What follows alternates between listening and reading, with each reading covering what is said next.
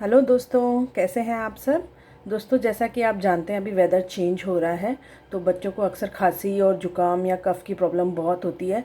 तो उनके लिए आज हम बनाएंगे कफ़ ड्रॉप्स बनाएंगे। तो आइए देखते हैं इसके लिए हमें किन किन चीज़ों की ज़रूरत पड़ेगी। ये मैंने शुगर ली है आधी कटोरी। ये मैंने 1 चम्मच हनी लिया है।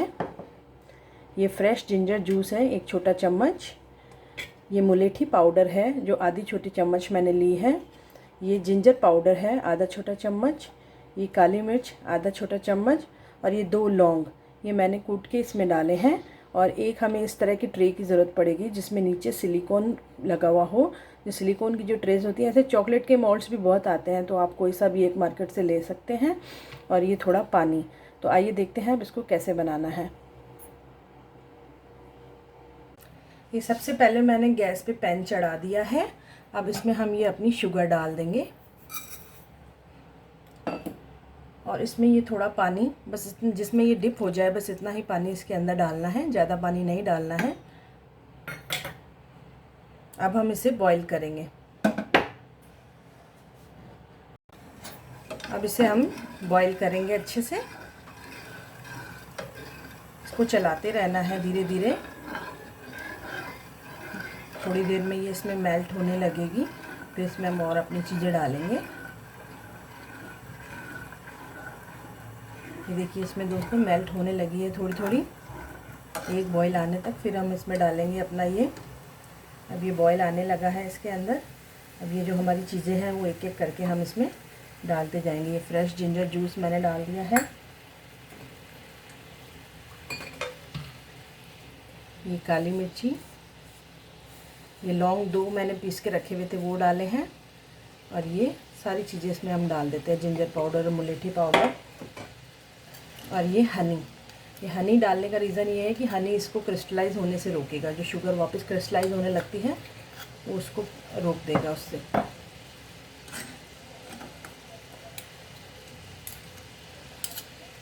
अब इन्हें हम अच्छी तरीके से इसमें मिक्स कर देते हैं। ये मैंने बच्चों के हिसाब से बना रही हूँ तो ज़्यादा इसको मैंने तीखा नहीं किया है। अगर आप बड़ों के हिसाब से बनाएं तो थोड़ा और इसे तीखा कर सकते हैं, जिंजर जूस वगैरह ज़्यादा डाल सकते हैं। अब हमें इसे अच्छे से बॉईल करते रहना है। ये देखिए ये अच्छे से बॉईल हो रहा है। इसको बिल्कुल कम आंच पे चलाते रहें। फिर हम इसको थोड़ा हार्ड होने लगे उस टाइप का बनाना है, वो मैं आपको बताती हूँ कैसे इसको चेक करेंगे। पहले इसको अच्छे से बॉईल होने दें।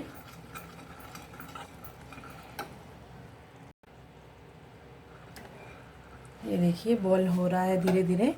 तब तक हम एक कटोरी में थोड़ा सा पानी ले लेंगे और इसको चेक करने के लिए।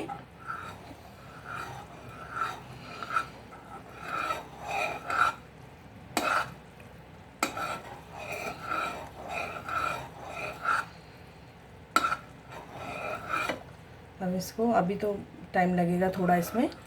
जैसे थोड़ा हार्ड होने लगता है, थिक होने लगता है, उस टाइम इसको थोड़ा चेक करेंगे कि हमें जिस कंसिस्टेंसी चाहिए वैसी है कि नहीं है।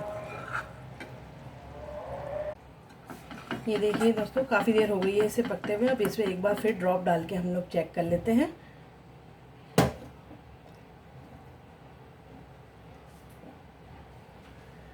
ये देखिए दोस्तों ये इस तरीके से हो चुकी है, ये ऑलमोस्ट पक चुकी है। आप देख सकते हैं मेरे हाथ पे ये कैसे खिंच रहा है। बस इसी टाइम हमें इस गैस को बंद कर देना है।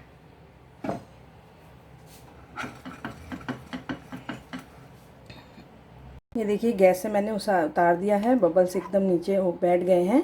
अब इसे हम इस मोल्ड में धीरे धीरे करके डालेंगे, क्योंकि मेरी नीचे ही खाली सिलिकॉन शीट है तो मैं बस थोड़ा थोड़ा इनमें डालूँगी। ये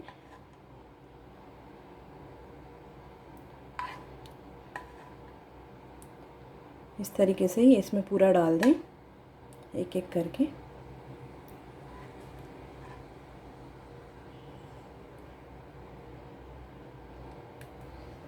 ये देखिए दोस्तों मैंने पूरा इस ट्रे को भर दिया है। अब मैं इसे ठंडा करने रखूँगी। ये जो थोड़ा बच गया है इसे मैं एक प्लेट में निकाल दूँगी। ये देखिए मैंने इसे एक प्लेट में निकाल लिया है और इसी तरह से चम्मच से हिलाते हुए इसे थोड़ा ठंडा करेंगे। और जब ये थोड़ी काफ़ी ठंडी हो जाएगी, हल्की सी गर्म रहेगी, तो इसे हम अपने हिसाब से किसी लॉलीपॉप शेप में या फिर अपने हाथ से ऐसे किसी गोले बना के बच्चों के लिए बना सकते हैं। पर ये अभी बहुत गर्म है तो अभी ये नहीं बनेगी, थोड़ा ठंडा हो जाए। ये देखो दोस्तों, अभी ये ठंडी हो गई है तो मैं इसको हाथ में इस तरीके से लेके कोई भी अपना एक शेप देके इसका राउंड, और इस तरह की कोई भी स्टिक हो आपके पास, प्लास्टिक की हो तो बहुत अच्छी बात है। इसको इस तरीके से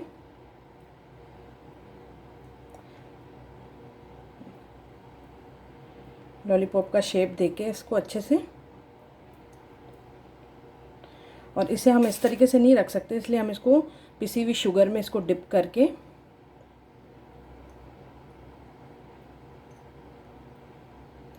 अच्छे से इसे डिप कर दें बिल्कुल, नहीं तो फिर ये जिसमें भी आप रखेंगे वो चिपकने लगेंगी। शुगर है, थोड़ी भी मेल्ट होगी तो वो चिपकने लग जाती है। इस तरीके से इसको करके और किसी फॉइल में या किसी पॉलीथीन में आप इसको लपेट के ऐसे रख सकते हैं। बच्चे इसे बड़े शौक़ से ही लॉलीपॉप समझ के खाते हैं और बहुत टेस्टी भी लगती है। इस तरीके से आप इसको रख सकते हैं लपेट के। ये देखिए दोस्तों, अब जो हमने इनमें डाली थी ये बिल्कुल ठंडी हो चुकी है। अब इसे भी हम पॉपअप करके निकाल देंगे। नीचे से जैसे ही हम लोग सिलिकॉन शीट को दबाएंगे ये ऊपर आ जाएगी, और इनमें से